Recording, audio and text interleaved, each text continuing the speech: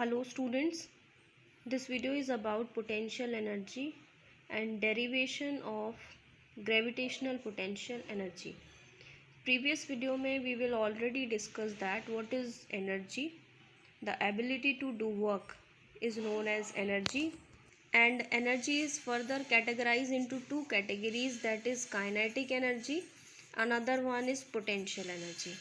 Kinetic energy due to the motion of the object की वजह से जो एनर्जी रिलीज होती है, ऑब्जेक्ट जब मोशन करता है तो उस जब जो एनर्जी पोजेस करेगा वो that energy is known as kinetic energy. इसका जो एक्सप्रेशन आया था formula, that is half m v square, where m is the mass of the object, v is the velocity of the object. And potential energy जो कि हम इस video में discuss करेंगे, potential energy is the energy of the body due to its position or configuration. We can say that shape and size is called potential energy. Means अगर हम किसी body के शेप और उसकी साइज़, उसके configuration के अंदर जो चेंज आएगा, उस चेंज की वजह से जो एनर्जी रिलीज़ होगी, that energy is known as potential energy. For example अगर हम एक बलून ले लेते हैं और उस बलून को प्रेस करते हैं दोनों साइड से, तो वो बलून की शेप चेंज हो जाती है. फॉर एग्ज़ाम्पल ये हमारे पास बलून है, दोनों तरफ से आप फोर्स लगाओगे तो ये बलून इस तरीके का हो जाएगा. तो इसकी शेप में चेंज आ गया ड्यू टू एक्सटर्नल फोर्स की वजह से. सो चेंज इन शेप और साइज ऑफ द बलून, अब ये बलून जो एनर्जी पोजेस करेगा, that energy is known as potential energy. एक और अनदर एग्जांपल लेके चल सकते हैं हम कि हमने कोई ऑब्जेक्ट है और उसको ऊपर से थ्रो किया है ग्राउंड के टूवर्ड्स. जब हमने उसको नीचे फेंका तो उसके मोशन की वजह से जो एनर्जी रिलीज़ होगी, that is kinetic energy. But फेंकने पे अगर उस ऑब्जेक्ट में उसकी शेप एंड साइज़ में जो चेंज आएगा, उस एनर्जी को कहेंगे हम, जब वो एनर्जी जो पोजेस करेगा, that is known as potential energy. और पोटेंशियल एनर्जी और काइनेटिक एनर्जी का जो सम होता है, which is equals to mechanical energy. So example हम लेके चल सकते हैं पोटेंशियल एनर्जी के लिए. The energy in the water stored in dam is potential energy. The energy in the stretched spring is called potential energy. Means अगर हम spring को खींचते हैं तो उसके अंदर शेप एंड साइज़ में उसके में चेंज आना, क्योंकि स्प्रिंग इस तरीके की है, लेकिन हम उसको खींच देंगे तो वो इस तरीके की हो जाएगी, और कंप्रेस कर देंगे तो वो बहुत ही पास रिंग आ जाएंगी. मीन्स उसकी शेप एंड साइज़ में चेंज होने की वजह से जो एनर्जी पोजेस होगी, जो एनर्जी पोजेस करेगी वो spring, that energy is known as potential energy. लेकिन पोटेंशियल एनर्जी की जब हम बात कर रहे हैं, हम किसी भी ऑब्जेक्ट को ऊपर से नीचे फेंकते हैं या नीचे से ऊपर की साइड फेंकते हैं, तब उसकी शेप एंड साइज़ में चेंज आता है because of the object hitting the ground. उसकी वजह से उसके अंदर चेंज आएगा. फॉर एग्ज़ाम्पल अगर हम एक स्टोन लें और स्टोन को हम नीचे फेंकें टूवर्ड्स ग्रेविटी, तो वो स्टोन उसको हिट करके मे बी पीसेस के अंदर टूट सकता है. तो उसकी शेप में चेंज आया बिकॉज ऑफ पोटेंशियल एनर्जी उस केस में रिलीज़ हुई है. सो ग्रेविटी का भी इफ़ेक्ट इस पर कुछ ना कुछ पड़ रहा है, क्योंकि जब भी हम किसी ऑब्जेक्ट को नीचे फेंकते हैं, उस केस में acceleration due to gravity is taken as positive. But अगर अपवर्ड साइड अगर हम किसी ऑब्जेक्ट को फेंक रहे हैं, उस केस में acceleration due to gravity is taken to be negative. So gravitational force का भी इफ़ेक्ट उस ऑब्जेक्ट के ऊपर पड़ रहा है. इसीलिए हम डेराइव करेंगे expression for gravitational potential energy. So we can define the gravitational potential energy, that is, it is the mass of work done in raising a body above the surface of earth is stored in the body as a gravitational potential energy. ये तो इसकी definition है. अगर इस चीज़ को हम derive करें by the expression, तो let us consider a object जिसका मास है m. किसी भी ऑब्जेक्ट को हम जब सरफेस पे रखते हैं तो एक यूनिवर्सल फोर्स होता है जो कि टूवर्ड्स ग्रेविटी लगता है, because of its weight, because of its mass. क्योंकि mass into gravitational acceleration due to gravity is called weight, जो कि फोर्स के बराबर होता है. वेट और फोर्स दोनों की ही एसआई यूनिट न्यूटन होती है. सो ये एक यूनिवर्सल फोर्स है जो कि टूवर्ड्स द ग्रेविटी लगेगा. इस फोर्स को बैलेंस करने के लिए जो एक और इसके अपोजिट में फोर्स लगता है, that force is known as normal reaction, जिसको हम यहाँ एफ से डिनोट कर रहे हैं. और ये दोनों फोर्स को बैलेंस करने के लिए यूज़ होता है।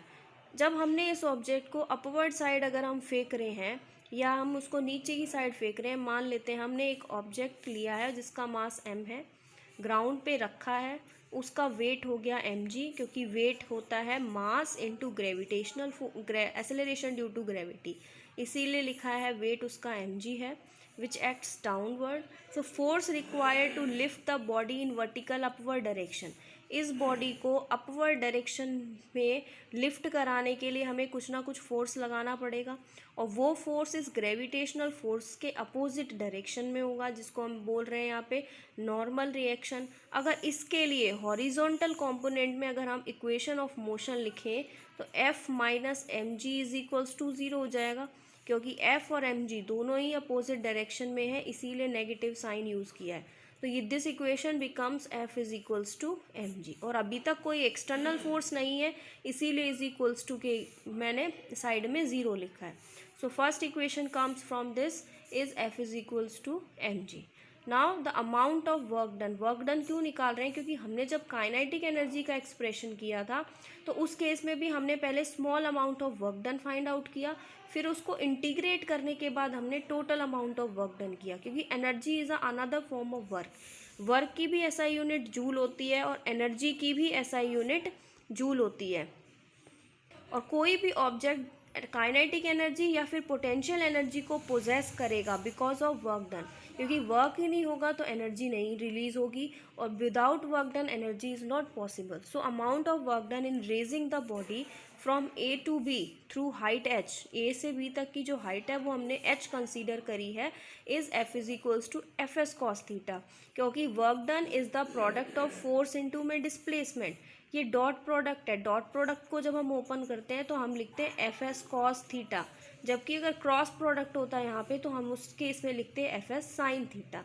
लेकिन work done is a dot product of two vector quantities, और दो वेक्टर क्वांटिटीज़ का जब डॉट प्रोडक्ट हम करते हैं तो हमें स्केलर क्वांटिटी मिलती है।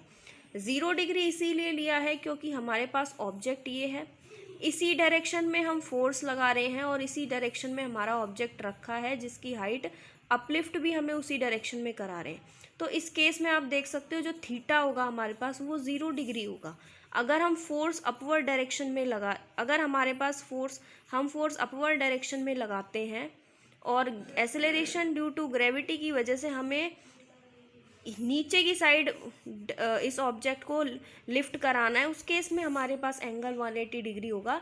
लेकिन हमें लिफ्ट भी इसी डायरेक्शन में कराना है, फोर्स भी हम इसी डायरेक्शन में लगा रहे हैं, इसीलिए थीटा हमारे पास 0 डिग्री है। And cos 0 degree you know that which is equals to 1, and force हमारे पास यहाँ पे निकल के आया that is equals to mg। Displacement जो होगी A से B तक जाने में इस ऑब्जेक्ट की which is equals to h, height h है, उसको हमने डिस्प्लेसमेंट कंसीडर करके चला है, तो work done is equals to mgs, and cos 0 की वैल्यू है 1, तो W हमारे पास mgh आ जाएगा। So this is the work done जो कि स्टोर्ड होगा as a gravitational potential energy. यहाँ पे G जो आ रहा है acceleration due to gravity, this shows that this is the work done which stored as gravitational potential energy, इसीलिए सिंपली इस वर्क डन को हम ग्रेविटेशनल पोटेंशियल एनर्जी के नाम से भी रिप्रेजेंट कर सकते हैं। सो एक इम्पॉर्टेंट नोट यहाँ से निकल के आया कि ग्रेविटेशनल पोटेंशियल एनर्जी में be depending upon the choice positive और नेगेटिव और द रेफरेंस लेवल।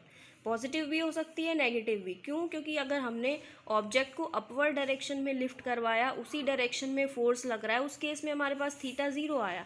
लेकिन अगर फोर्स इस डायरेक्शन में लगता और लिफ्ट नीचे कराते तो अगर हमारे पास थीटा 180 डिग्री हो जाता तो कॉस 180 डिग्री की वैल्यू होती है -1। तो इस केस में हमारे पास जो वर्क डन आता वो नेगेटिव आता। इसीलिए ग्रेविटेशनल पोटेंशियल एनर्जी नेगेटिव भी हो सकती है, पॉजिटिव भी हो सकती है, ये डिपेंड करता है रेफरेंस लेवल पे या फिर रेफरेंस पॉइंट पे। एंड मैकेनिकल एनर्जी, अगर कोई ऑब्जेक्ट काइनेटिक एनर्जी और पोटेंशियल एनर्जी दोनों को ही पोजेस करता है एक ही बारी में simultaneously, then we can say that the object stored energy as a mechanical energy. जब वहाँ जो एनर्जी पोजेस होगी that energy is known as mechanical energy. So this is all about potential energy and expression for gravitational potential energy.